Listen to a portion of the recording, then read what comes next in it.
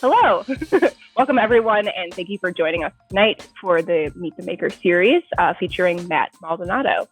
My name is Megan, and I'm the Programs and Exhibit Supervisor at the Arlington Heights Memorial Library, and I'm joined tonight by my colleagues, Chris and Neil. I'm going to go ahead and pass it on over to Chris. Well, thanks, Megan. Well, as Megan said, my name is Chris Kruger. I am the Makerspace Branch Assistant Manager here at the library. And before we get started tonight, I just want to quickly touch on what a makerspace is. If you're new to the concept or haven't had a chance to visit one of the makerspaces at the other local libraries in the area. So a makerspace, to me, one of the most important parts of the makerspace is that it's a collaborative workspace. It's really a space to spread out and work on a project if you don't have that kind of space at home. It's a place to use tools and equipment that you might not normally have access to. And it's also a really great place to network and meet fellow makers in your community. It's a great place to learn new skills and new talents. Now, if you've checked our website recently, you'll know that our makerspace now has a name, which is really exciting. And our makerspace will be called the Maker Place. At the Maker Place, we're going to have some really great technology and equipment available for things like laser cutting, 3D printing, and a really cool computer-controlled embroidery machine for embroidering patterns on the fabric. Now, along with the equipment access, we'll also have classes run by our Makerspace staff on things like art, cooking, sewing, and more. So if that sounds exciting to you, and I hope it does, you can check our website for some more information on the Maker Place page. Let's see, Megan, if you could drop that into the chat, that is ahml.info/makerplace. Now, I'd like to talk a little bit about the Makerspace, or I'm sorry, the Meet the Makers program series before we get started. In this series, we've been exploring different ideas and interpretations of what making is. We've been very fortunate to have makers from across the Chicagoland area and now nationally who want to share their passions and interests with us. I think this series is really special because we've been able to connect with a really interesting group of makers with a diverse skill set. We've spoken to artists, designers, craftsmen, hobbyists, all different people in the maker community, and learned a lot about their projects and passions. So far, the makers in this series have covered mediums like textiles, screen printing, 3D printing, glass art, cosplay, and more. And I'm really excited to see where else we're going to go with this series as it continues. So I hope in this series you'll find inspiration while you watch and learn from these makers talking about their own project. And this is a big thing for me. I think one of the most important parts of this series is that we have we're able to ask questions to these makers. We have some extraordinarily talented people that have been joining us in this series. Certainly, Matt is one of them. And this is a great opportunity to connect, to ask questions, to really learn from these people. So I guess with that all being said, I'd like to introduce our maker today, Matt Maldonado. So I came across a video showcasing Matt's Haunted Mansion Book Nook on Reddit a couple of months ago. And what really stood out to me beyond his obvious, incredible craftsmanship and attention to detail was the wide variety of maker skills and equipment displayed in this video montage. A good amount of the equipment in Matt's video is equipment that we'll have at the Maker Place. And it's really exciting to me to see how all these skills and processes can be combined into a larger project. I think it's really inspiring to see. So before I turn it over to Matt, let me tell you a little bit about him. With over a decade of experience in the themed entertainment industry, Matt Maldonado's passion for art, design, storytelling, and miniature model making has inspired him tremendously throughout his career.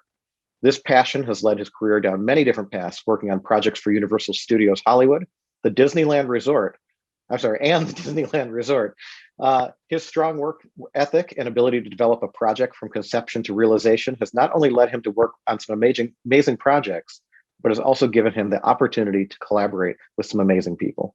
So that is a heck of an intro. Matt, I'm excited to turn it over to you and see what you have for us tonight. Awesome. Well, hello, everybody. Chris, Megan, thanks again for having me. I really appreciate it. I'm super excited to share some stuff and to talk about what I've been doing and my career and the way things have been going for me. It's been a wild ride, but it's super exciting stuff. And yeah, let's just jump right into it. I'm going to share my screen really quick. Let's do it. So like Chris said, my name is Matt Maldonado. I've spent the past decade of my career really in the themed entertainment industry, particularly in the theme park industry. For a majority of my career, I was a production designer and art director for Universal Studios Hollywood. And there, I really dove into all things horror. Really, one of my main projects throughout my career there was Halloween Horror Nights, which was a really big event that we have, a Halloween event. If you're not familiar with it, I'm sure there's 1,000 million things on YouTube that you can check out, but that there really influenced a lot of the stuff that I've been doing throughout my career. I also then, spent some time with Disney.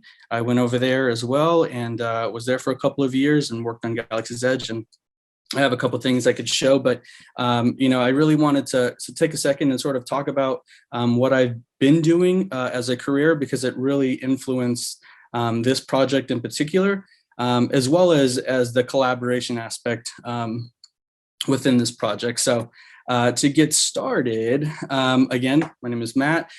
So a majority of the year, again, I've worked on Halloween Horror Nights for a majority of my career.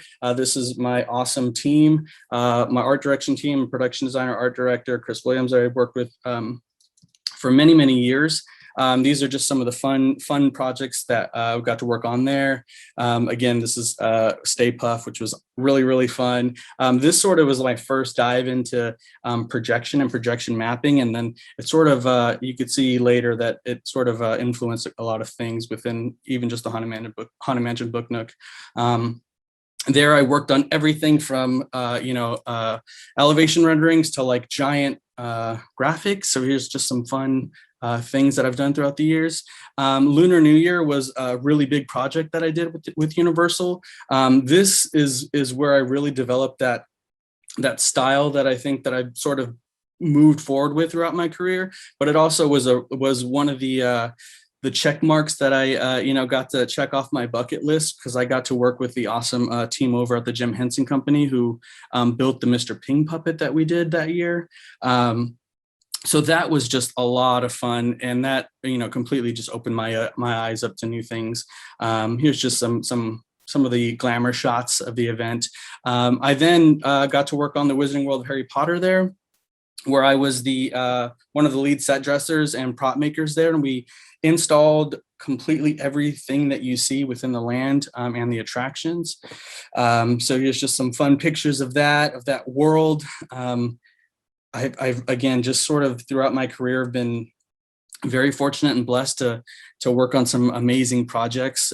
This one in particular, I was actually really in charge of all of the magic windows that you see throughout the park. So when you see that and you go play with your wand there and stuff, just know that I had a big hand in a lot of those. And like I said, I then from Universal went on to Disney and got to work on Star Wars Galaxy's Edge. There was another time where I was the install lead and prop maker there. So we installed every single element you see within the Galaxy's Edge. So it was just hundreds and thousands of props and set dressing elements. Here's just some really fun photos. This was a fun 2 years of my life. Really just living in the Star Wars universe. But I truly show you guys this. I'll move this out of the way. I truly show you guys this to, I cannot move it, to really just talk about what's influenced me, pretty heavily throughout my career, as I've been in the, I can't seem to move this, y'all, or move slides, just FYI. Here, yeah, there you go. Oh, there you go. Okay. So these are just some really fun times there. After this was done, we finished this project. What was it? 2019. Yeah, May 31st was opening day, I believe. When I was done with that project, I ended up actually going back to Universal, spent the rest of the year there, and then all of a sudden, my beautiful fiance got a job in Oregon, and we moved to Oregon, and here we are. And it completely, changed my world a little bit in a great way.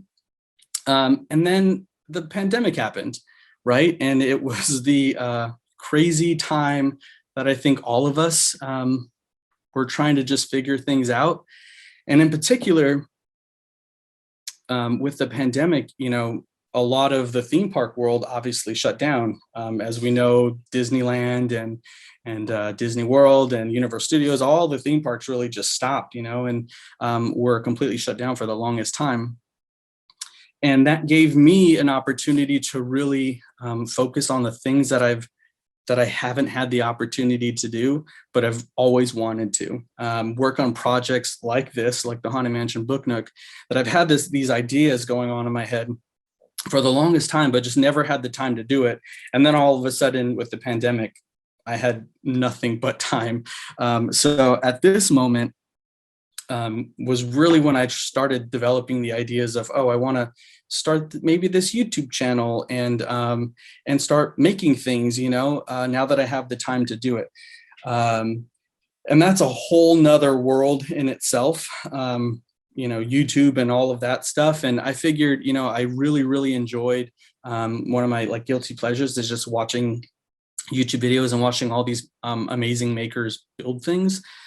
So I felt like, I'm always building stuff anyways. I figured I would record it and make some videos and put it out there and see what happens. And this project in particular was kind of one that got some great views and people were really inspired by it and loved it. And I'm just really happy that people are enjoying it because it was a lot of crazy work, but it was so much fun. So if you guys haven't seen the movie or the YouTube video, I've got a quick little intro. So if you haven't seen it, you can sort of understand exactly kind of what we did.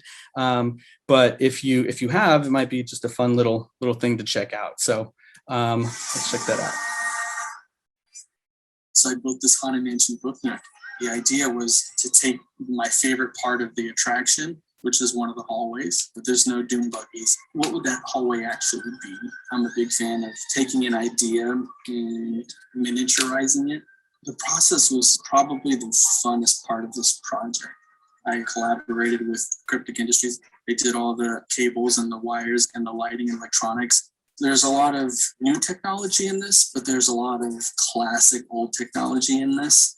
This project has a Pepper's Ghost effect in it. They use it brilliantly in the Haunted Mansion. I wanted to sort of take that, change it up a bit in the sense of using a monitor, which then I can animate a little bit more. Taking that old technology, mixing it with the new technology, and just creating something fun and different. I'm excited for what we got here. It's those questions you get at the end, like, how did you do that? That's the fun part. Awesome. So this was a quick trailer that a friend of mine, Steve Wong, he actually put it together. He did a bunch of features of it, but he put this together, and I thought it was a great way to just sort of start this if you haven't seen it. But let's get into it. So with all projects, really in general, it all started with the research part, right?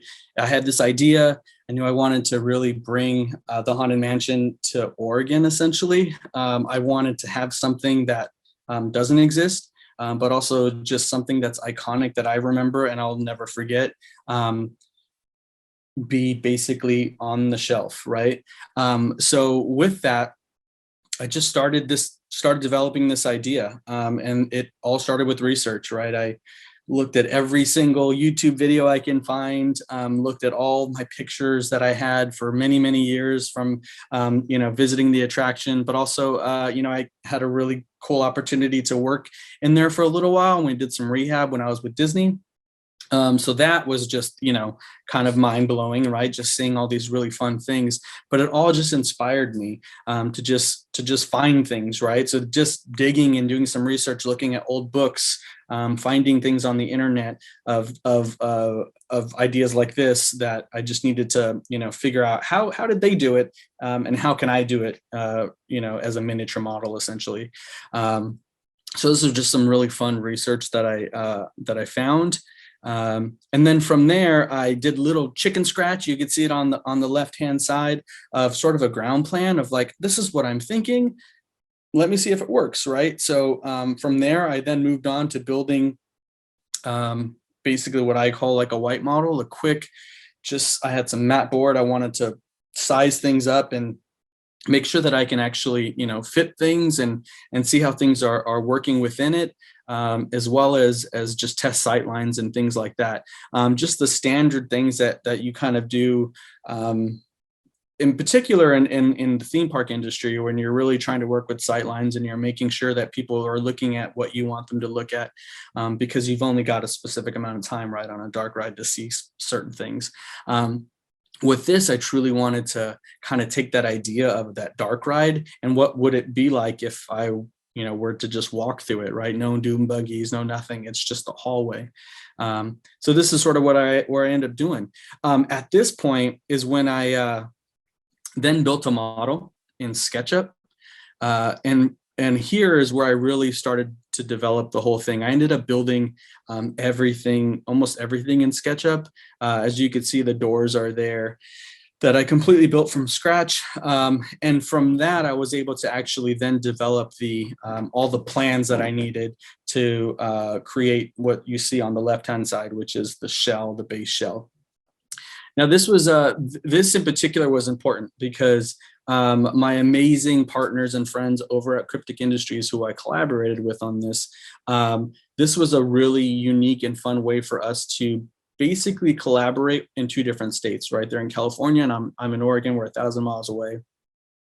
But by having the ability to sort of look at things like this, but also send them over the files that I'm working with, like the files you see on the left, the cutouts, they were able to then create those exact same things. They have a laser cutter at their shop. I am fortunate, I have a laser cutter here. So we basically were both working on the same shell. So everything that they were doing, I knew it would work because it was working on my end and vice versa, right? And I knew once they were done with their part and figuring out certain things, I was able to then take it and sort of plug and play things in.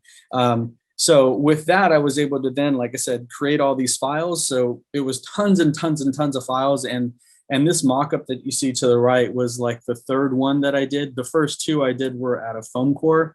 So I ended up in my studio having literally 4 of these that I just built, and things I had to like cut, and this didn't work properly, or I need a door here, a door there. To make sure that I can get into all the electronics that were in the back, things like that. So all these things were sort of working themselves out as I went. And at the time when building this, not to mention I was also still employed as well. So I was working remotely. Obviously, this was all during the pandemic, but I was working remotely for Universal at the time. And so this was like projects that I was taking on after I was done, right? So this was a kind of one of those things where it's really a big project, but it was just so much fun to like do things here and there, when I was finished or with work or whatever, to get to a point. So it was just crazy, tons and tons of work. And finally I landed on something that worked with the files. I was able to send it off and then we went. Like most people, I think now we talked a lot through Zoom. This was our sort of our conversations again.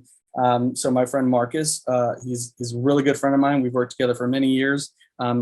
He did a lot of the animation, the lighting, all the cables, all that stuff. But we really collaborated on this, and that was really important for me because at this time we were probably here in Oregon for about 5 to 6 months. And I, like everyone working from home, I really missed the collaboration aspect of a project.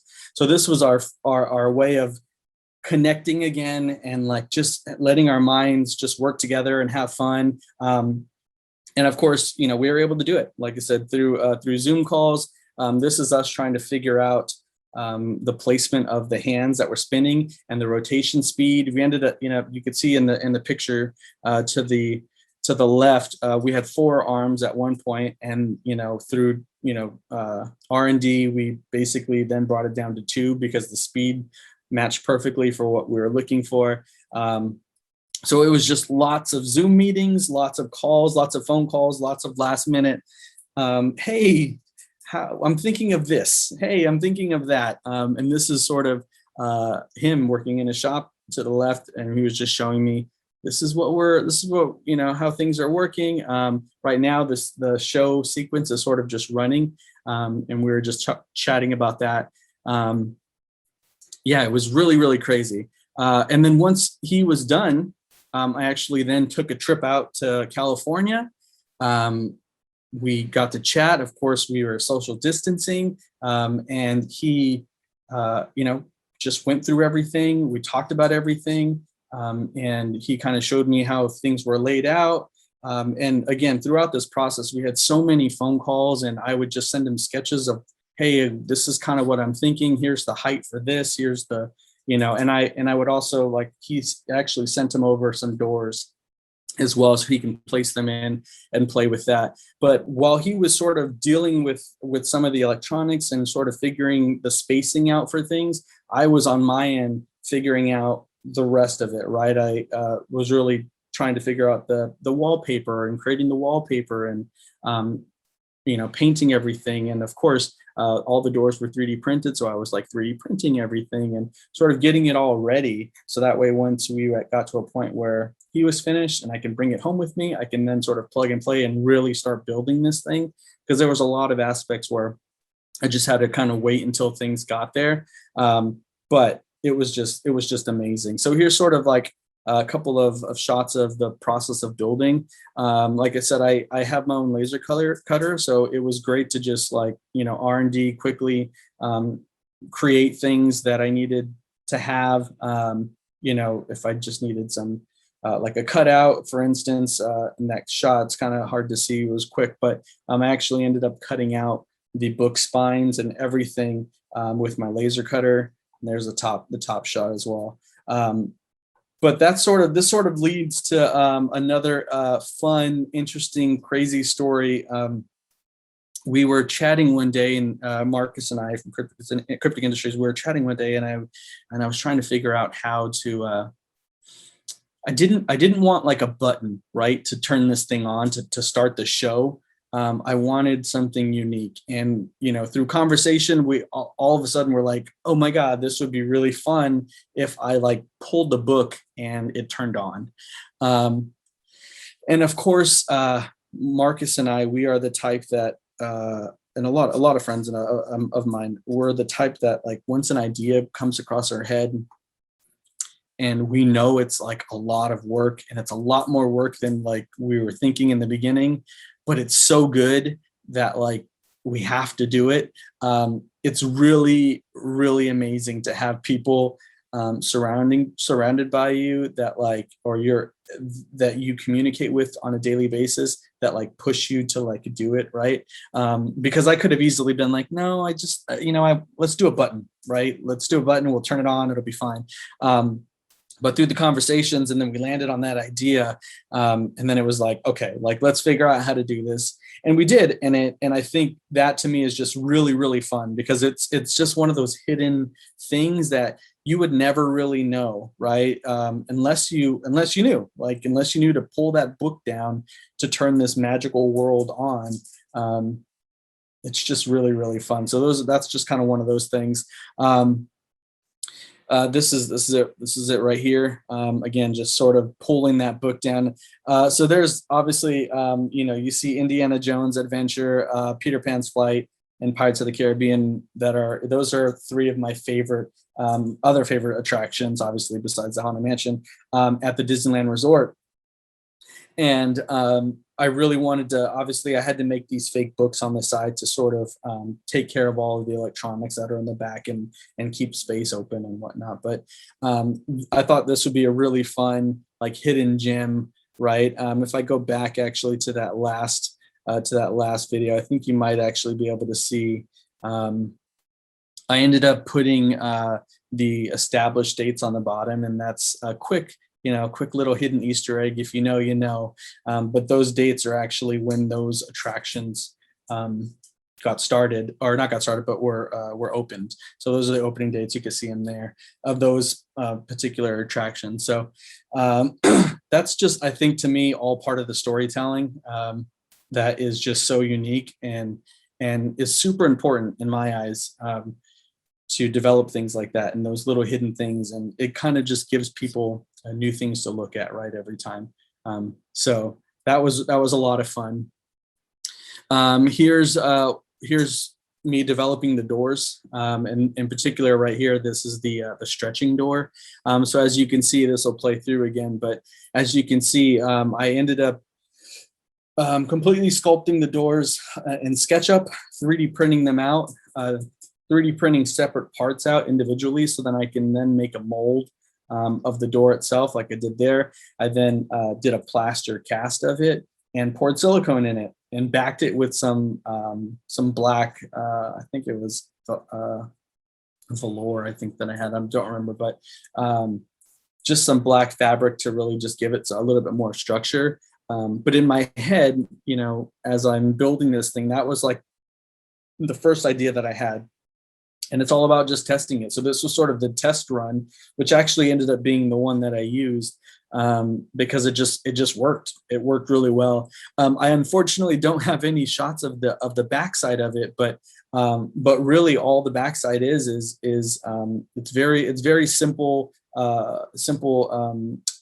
motor on the backside, servo motor that has basically like an egg shape, and as the egg rotates on the servo motor, it pushes the door, so it makes it look like it's breathing. I don't know if this is how they did it in the attraction. I couldn't really find anything on it, and unfortunately when I was there I didn't get a chance to look, but in my head, I knew this would work, right? It's taking those simple ideas and trying to simplify it as much as possible to make it work, because that's all it needs to do, right? It doesn't need to do anything else. It just needs to, you know, slowly breathe every, you know, I think it's like 3 seconds or 4 seconds or something like that. But that ended up working out really, really well. Here's some of the process shots that Marcus sent over. This was us working on the door. So in this book nook, we have 3 different animating doors, and they're the doors that you see within the Disneyland attraction at the Haunted Mansion. So you have the doorknob that's going up and down. You have the door knocker, as well as the breathing door. So this was him developing and sending me over the doorknob going up and down. And he would just send random videos like this. And I'm like, yes, this is awesome. This is exactly what I'm looking for. Like, this is great. And then again, as he's sort of developing those things, I'm on my end, you know, printing out the rest of the doors, painting them, getting them ready for install, essentially. Here's making this thing as well. And then, yeah, just kind of developed the whole thing as I went. Here's the clock itself. The clock is my Roomba's going off for a reason. The clock was fun. So the clock, I really wanted to do something different. And what I mean by different is I didn't want to just completely sculpt it in SketchUp, right? I've always been a big fan of sculpting in general, and I love to sculpt. So what I wanted to do is I wanted to 3D print the base, so that way I can send him the base, and then completely sculpt all of the fun things on top, all the organic parts on top. So that's how that ended up developing. And then this is sort of the final shots. On the right side, you can see the paintwork that I ended up doing.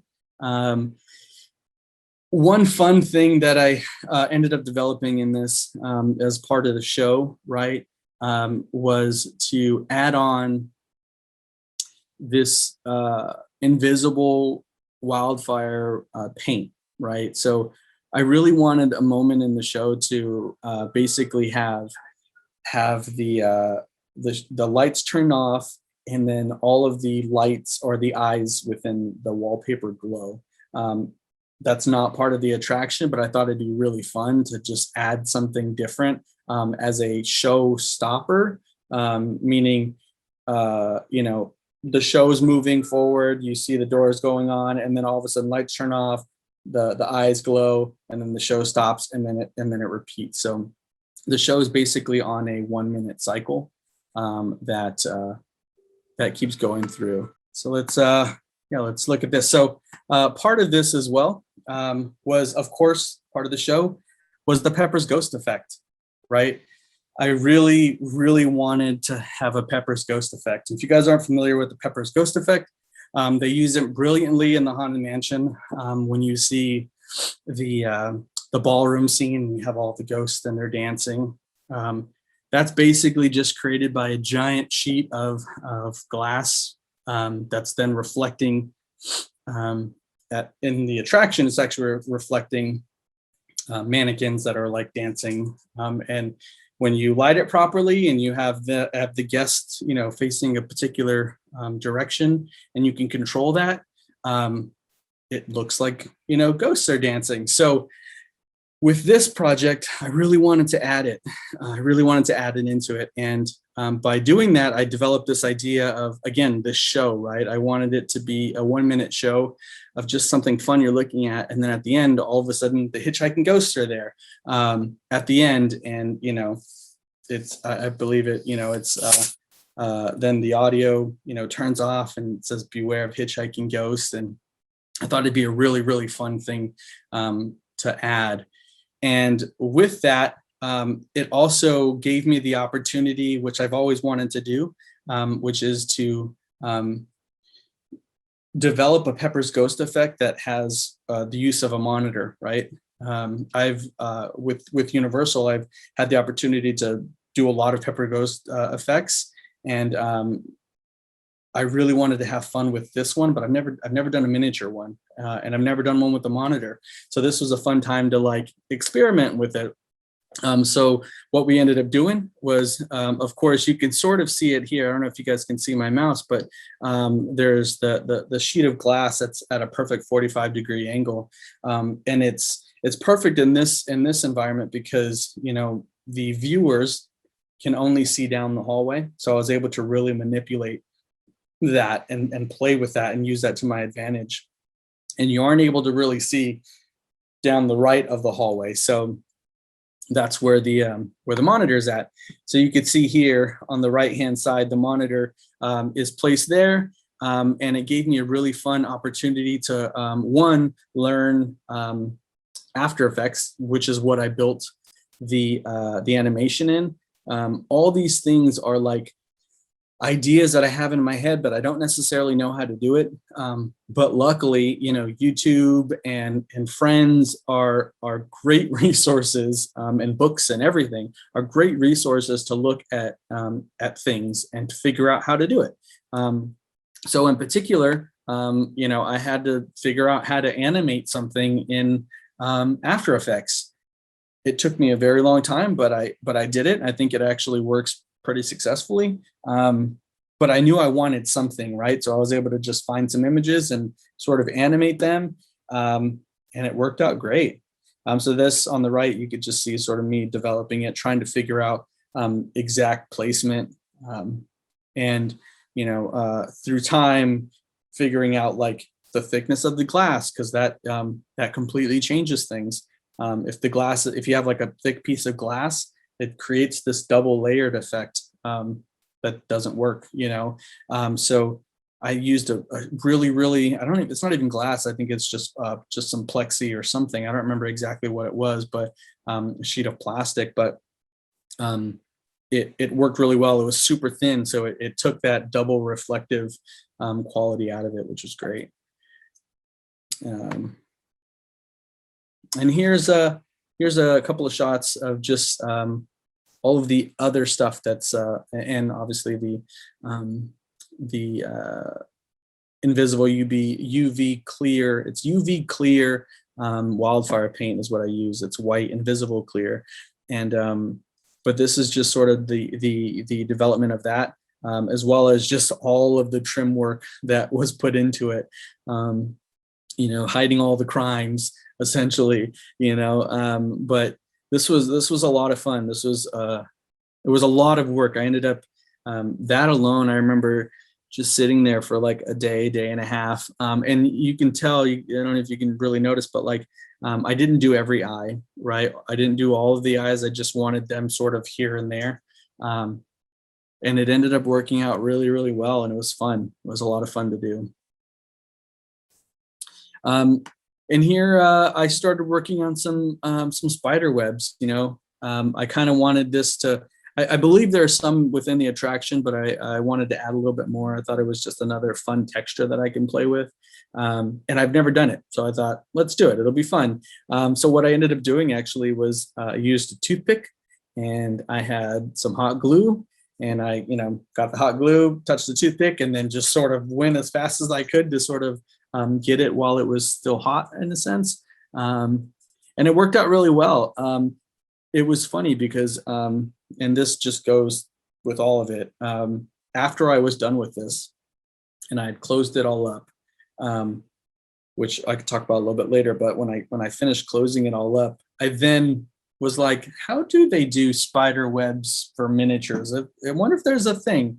I didn't really look. I just knew I had this idea in my head of using hot glue, but there's like a few products out there now that I'm sure they've been out for a little while, but that you can actually use your airbrush to spray these cobwebs, and it looks great. It looks much better than what ended up coming out in here, but this gives a little bit of charm. And I keep telling myself at some point I'd love to go back and get that product and sort of play with that a little bit more, because I think that would be really fun. But this came out pretty cool, and it also kind of glows as well when the black light comes on. So it's just another fun, unique thing. Something that was really interesting and really hard to sort of figure out. And I did it throughout the process, but in the beginning, what I knew I needed was I needed the ability to get in there, right? Because it's not very big. The opening is like 4 inches by like 6 inches or something like that. So I knew I wouldn't be able to like build it completely intact and try and like do things. So what I ended up doing, hopefully you can see my mouse, but this wall actually completely comes off. So it's not easy to come off, but it does come off. So I was actually able to like construct half of it, do all the wallpaper, do everything that I needed to do. Unfortunately, I didn't do a lot of the set dressing elements, which is the some of the decor, like the picture frames and stuff. I didn't do that, and I should have done that because I ended up doing that at the end, and it was a little tough to get in there, but I did it. But that wall actually completely comes off on the right side, so I was able to do one side, do the other side, and then close it. So that's sort of how that worked. And then it was like what I just talked about. It was then adding in all of the essential dressing, essentially, that I think it absolutely needed to feel finished and complete. So I ended up finding a bunch of really awesome images online, did my Photoshop magic on it, and created some really fun picture frames that I cut out in my laser cutter and installed them. And that's sort of that process. And here's the final 2-minute version of what it ended up coming out to.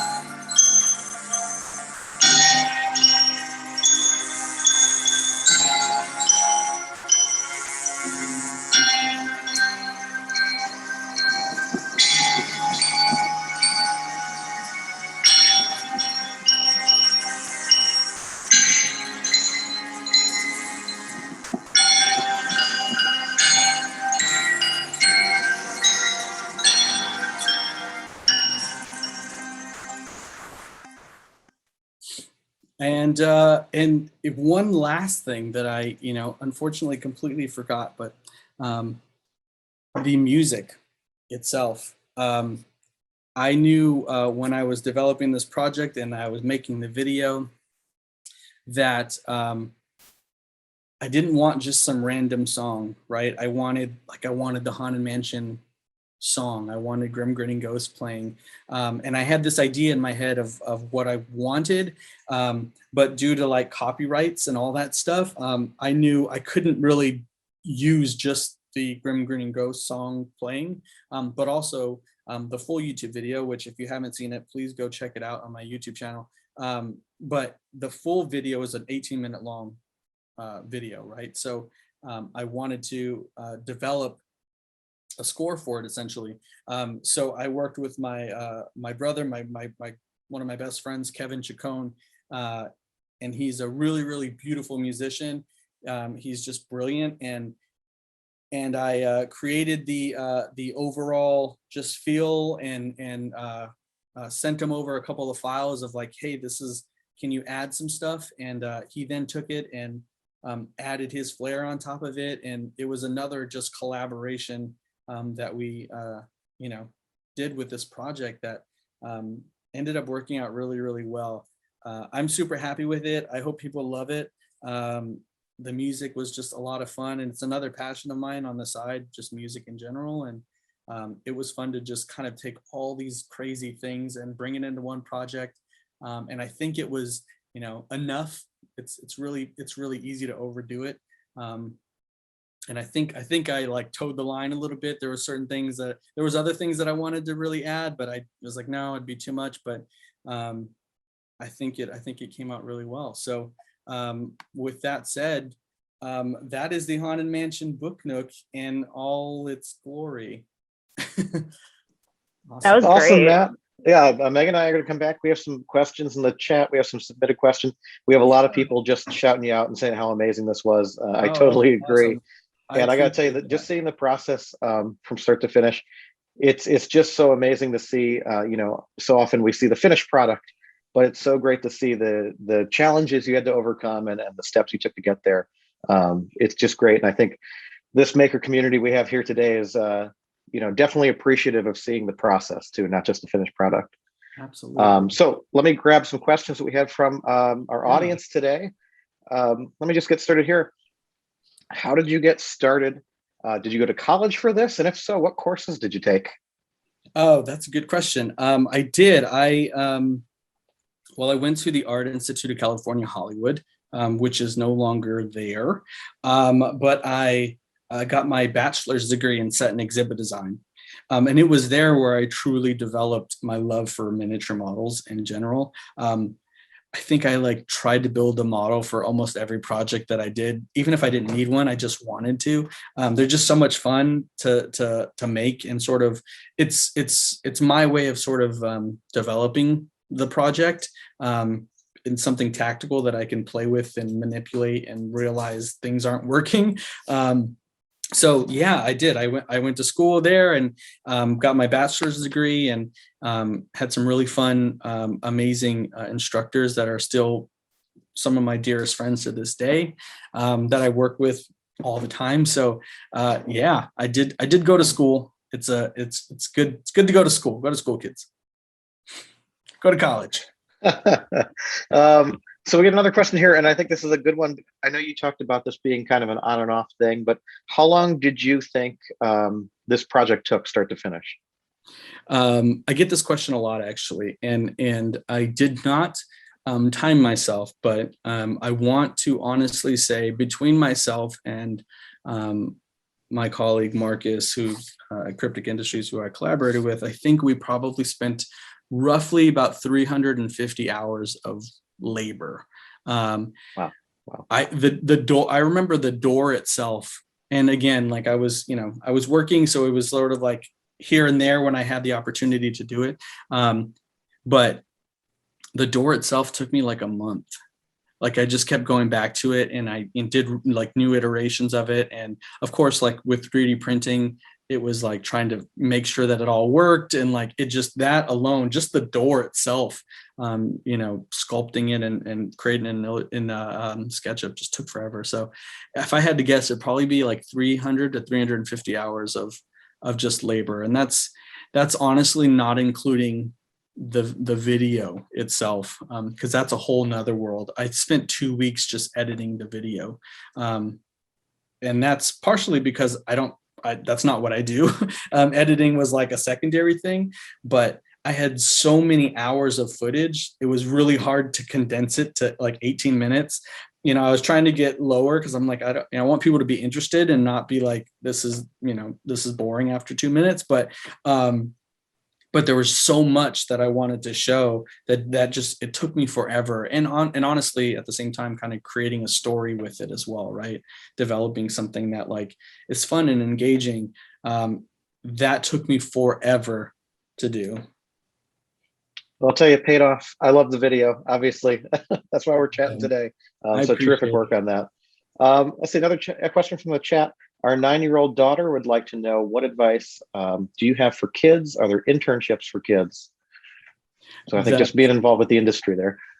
Yeah, 9 years old. That's, I gotta say, it's never too early. And quite honestly, I was super fortunate when I was younger that I sort of knew what I wanted to do at an early age, right? I was really into sports. Of course, I was like, I'm going to be an NBA basketball player, and then I hit 5'9" and never stopped growing. I just stopped growing. So like that didn't happen. But at an early age, I like loved art, and I was always making stuff, and I was always doing things. My advice, honestly, is just try it. Like invest the time to try different things and paint. And like, I loved taking things apart and putting them back together, like those types of stuff that I developed at an early age completely influenced my career moving forward, right? Because once I got to the point where I realized that like, like theme parks and movies, like somebody's doing that, right? There's people out there in the world that are getting paid to create things. And I knew that's what I want to do, right? I don't want to do anything else. I just want to like make stuff and have fun and be creative. And shout out to like my parents, honestly, that like drove that of like, just do it, go have fun, make things, be in your room and draw all day. That's very important, but at the same time, when you do get to the age where you can, do internships and chat with people and network, it's really about doing that. And that I think is the most important thing is one, networking and just doing your research and figuring out what's out there. Cause there's so much stuff out there, just like this alone, this Meet the Maker and what you guys are doing at the Maker Place. It's really important. It's all those little things that happen that give people the opportunity to explore something and to learn something and to chat with people like us that are creative and want to inspire and help. That just, to me, is super important because it leads people down, a road that they're trying to figure something out or learn something or being interested in something. And then all of a sudden they're, working on something awesome, for a career. It's really important to just be there, be in the moment, but also really do your research and find things, because there's lots of stuff out there like this. So before we get to the next question, we do have somebody who says that they can confirm that you were a great basketball player. Oh my Putting that out in the God. world. I don't know who is my mom on here. What is this? I'm just kidding. Just putting that out there. That's so funny. That's so funny. Hey, I had my moments. So we have a two-parter with this one. What was your least favorite part about this project, and what was your favorite part about it? That's a good question. My least favorite part, I don't know if I have a least favorite part, but honestly, I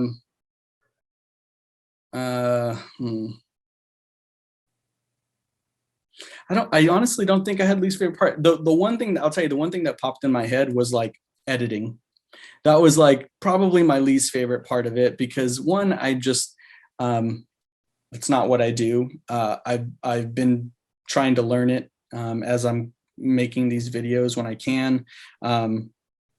It's really hard, and I never like what I put out, like when I'm finished, I'm like, I don't like this. Like I look at other people's like edits and I'm like, this is great. That's a whole nother story. But like, I think that's the first thing that popped in my head. And my favorite part, honestly, my favorite part was the collaboration aspect that I had within it. But I think going into it, I had a goal, and the goal was to, one, collaborate on this project, two, have the Haunted Mansion at my home, and that's kind of what I feel like I got, and then three, to learn something. And what I really wanted to learn was the things that I didn't know, and those things were like the lighting aspect. I have all these ideas, and I know what I want, and I know how to get to a certain point, but I'm not, I don't know how to, or I didn't at the time. I didn't know how to like solder and like do any of that type of stuff. And that's sort of like the things that I knew I wanted to develop. And those are the conversations I had with Marcus of like, this is what he does. He's a genius when it comes to like electronics and all this stuff. And he's a great friend of mine. So it was just like, hey, let's do this. Like, but at the same time, I want to learn from it. Right. So throughout the video, he shot his own stuff and he sent it my way. And throughout that process, we talked a lot. And by talking a lot about it and him telling me and explaining what he's doing, that's how I learn. That's like the quickest thing for me to do. So like watching him solder and watching him put these things together, coding and doing all the show control stuff is a whole nother thing that I would love to do at a certain point. But like when he was coding and doing his thing to like make the lights do this, I was like, yeah, no, I'll take that on like in 2026 or something. I can't do that right now. But that was probably my favorite part. Is honestly those things. That's great. That's awesome. Yeah. Yeah. I think we have time for about one more question, and this is one that was asked in the chat, and I'm always excited to ask it because I love to hear the answers. Are you working on any big, exciting projects you'd like to talk about? Anything you're proud of that you want to brag about a little bit? That's wow. Well, I'm super fortunate and blessed to say that like I recently started a new job, which is taken my free time away a little bit, but it's also something that I've always wanted, and it's a check mark on my bucket list. I recently started with Leica Studios here in Oregon, and I'm working on their next stop motion animation film. And I'm the assistant art director on that. So it's really it's really awesome that I'm like blending my two worlds together, which is my art direction and production designer brain, along with like my miniature model brain, but also mixing it with a new project, which is a feature film that this will be my first one. So I'm super excited about that. Yeah, I'm really, really excited about that. Unfortunately, I can't talk about what we're doing, but in a few years when you guys see it, you'll see my name, and it's that's super exciting. Other than that, I'm trying to I started this YouTube thing during the pandemic, and then now that I'm working, it's a little tough to work on projects on the side, but I have a lot of projects in my head that I didn't get a chance to do. And I hopefully at a certain point I will get to do them. And I think I will, slowly but surely, but I'm just really excited for the next chapter. Well, it's awesome. And when you win your Oscar, you have to come back and do another Meet the Maker with us. I hope so. That would be awesome. It's been amazing. And not to mention, I'm working with my partner in crime, which is another amazing project that we get to do together. So that's just, I'm just blessed. It's really great. That's great. And we had several congratulations in the chat as well. So we're all very excited, and we'll look in the next couple of years to see your name in movie credits. That's really exciting. It's super exciting. It's been a goal of mine, and I can't wait to finish it, and I can cry at that screening and be all good. And then what's next? Because it's always something, and it's just great stuff. Excellent. Thank you so much. I feel like we could go on for like another 3 hours, Right. Just with my questions alone, but unfortunately, the library won't let me do that. So I just want to say thank you so much to everybody for coming tonight and bringing your amazing questions. It was great having this conversation.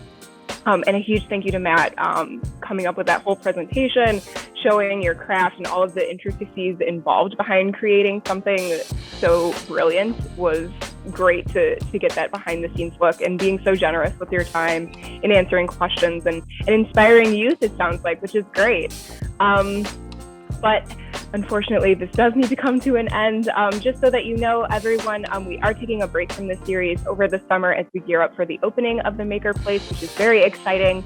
But we will be resuming this series again in September with a whole new lineup of makers. Thanks, Matt. That was amazing. It was so great to be able to talk to you today. Absolutely. Thank you guys so much. And again, what you guys are doing is fantastic. Thank you everyone for watching, and I'm super appreciated that you guys reached out, and hope everyone learned something and it was fun and entertaining hour.